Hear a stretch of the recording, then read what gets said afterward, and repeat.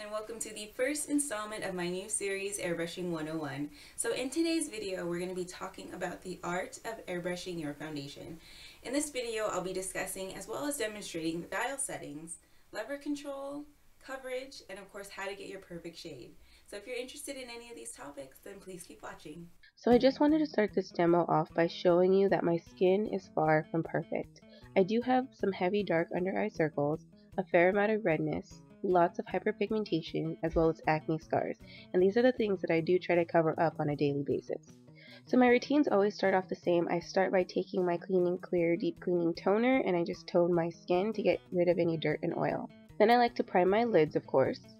Then I'll take my Skin Prep, which is a toner for prepping your makeup, and I'll just go ahead and apply that with a cotton pad. And then I'll go in with a face primer. Typically any primer will work, but today I'm going to be using Mary Kay's Foundation Primer. And I'm just going to go ahead and put that in the areas where I get a lot of oil or that I just want my skin to appear smoother. Now when concealing the under eye area, you only have two options. It's either cream or airbrush. So today I chose to go airbrush, and I'm just concealing my under eye area like so, using Dinaire's Paramedical line.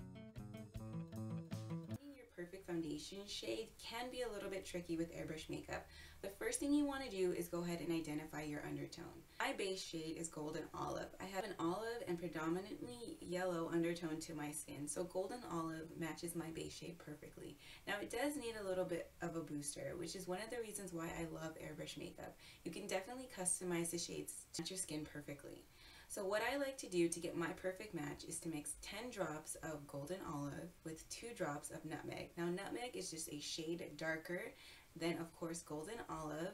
It's a little bit more brown, but it has the same undertone. You just want to stick with the same undertones when you're mixing your foundation shades, and trust me, you'll always land on your perfect shade if you do that.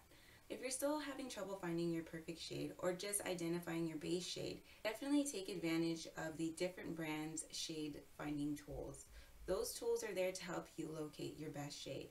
A lot of the times, like for me, it helped me locate my base shade, and then I just improvise by mixing, of course, within the same shade range to get my perfect foundation color. So if you're having a hard time finding the starting point, definitely try to use a shade finder, whatever brand of airbrush makeup you choose to use. Okay, let's talk about dial settings. So first off, I'm going to show you on my Dinaire compressor. Every compressor has a little light indicator that tells you whether it's on or not. You'll know if it's on because of the noise it makes. But first things first, I'm going to turn it to 11 o'clock. 11 o'clock is typically where I like to apply some foundations. The mass majority of my foundations is applied here at 12 o'clock. And then for thicker foundations, I like to go ahead and apply it at 1 o'clock. Once I'm done with that, I'm just going to go ahead and make sure to turn the compressor all the way off. Now, lever control. So when you're looking at your gun, you just want to hold it like a pencil and just kind of pull back maybe halfway on your lever. That's like the sweet spot when you're applying airbrush foundation. You never want to pull back all the way because then you'll release too much product out.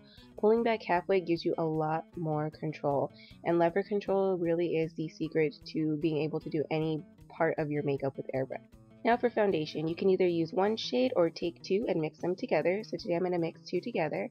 I'm taking my base shade and I'm adding more drops of that. Then I'm going to take a darkening shade and add a couple drops. Back bubble, of course. Test it out on a tissue and then make sure to hold my gun about a palm's length away from the face. As you get more comfortable doing foundation, you can hold it closer. But if you're new, I definitely recommend holding it about a palm's length away from the face, which is approximately 6 inches. Then you just want to go in small circular motions all over the face, starting at the perimeter of the face and then working your way in. At least that's how I like to do it. Now coverage depends on the amount of passes that you go over your face. 1 to 2 passes will give you about a sheer coverage, as you can see. 2 to 3 passes will go ahead and give you a little bit more of a medium coverage. 3 to 4 passes will give you more of a heavier full coverage. Then what I like to do is go ahead and go back over the areas that need a little bit more work to get a little bit more coverage.